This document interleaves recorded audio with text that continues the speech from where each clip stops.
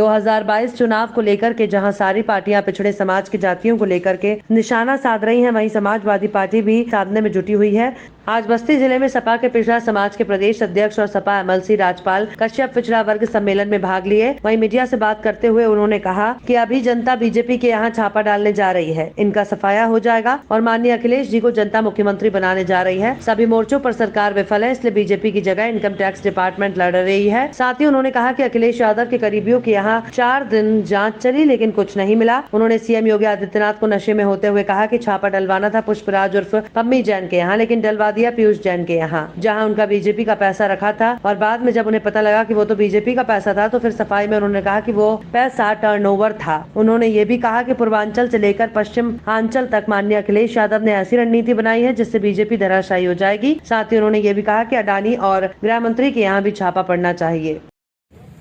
अभी जनता छापा डालने जा रही है बीजेपी के यहाँ 2022 में, इनका सफाया हो जाएगा। माननीय अखिलेश यादव जी पूर्ण और प्रचंड बहुमत के साथ में उत्तर प्रदेश की जनता मुख्यमंत्री बनाने जा रही, इसीलिए तो बीजेपी नहीं लड़ पा रही, इनकी सरकार नहीं लड़ पा रही, सभी मोर्चों पे विफल हो गई। उत्तर प्रदेश के नौजवान रोजगार मांग रहे हैं, किसान आय दुगनी मांग रहे हैं और बहन बेटियां सुरक्षित नहीं हैं। तो सभी मोर्चों पे विफल सरकार, हारी हुई सरकार, थकी हुई सरकार, और अब बीजेपी नहीं लड़ पा रही है, न केंद्र की न उत्तर प्रदेश की।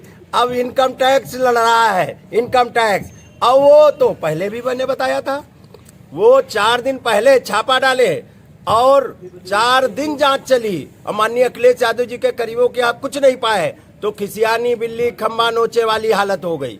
उसके बाद में वो डालना था, बीजेपी ने कहा डालो पुष्पराज उर्फ पम्मी जैन के यहाँ छापा, एमएलसी के यहाँ, लेकिन बाबा इतने नशे में हैं वो जान ही नहीं पाए, डलवा दिए पीयूष जैन के यहाँ, जहां उनका बीजेपी का पैसा रखा था।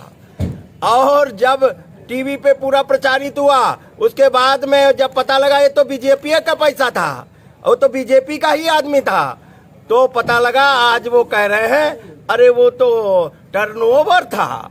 अरे टर्नओवर तो हमको सबको पता है, 1 लाख से ज्यादा का टर्नओवर सीधे लेन देन नहीं कर सकते, लेकिन ये 177 करोड़ रुपए, ये भ्रष्टाचारियों की सरकार है। क्या रणनीति बनाई है आपने?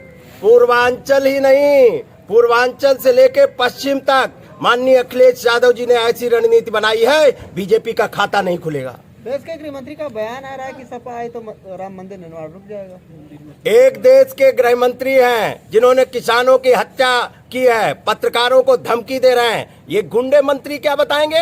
ये बताइए, ये पत्रकारों को धमकाने का काम कर रहे हैं, एक किसानों की हत्या करने का काम कर रहे हैं, किसानों को पहले धमकी देने का काम। आज तक बर्खास्त किए क्या? नहीं बर्खास्त किए।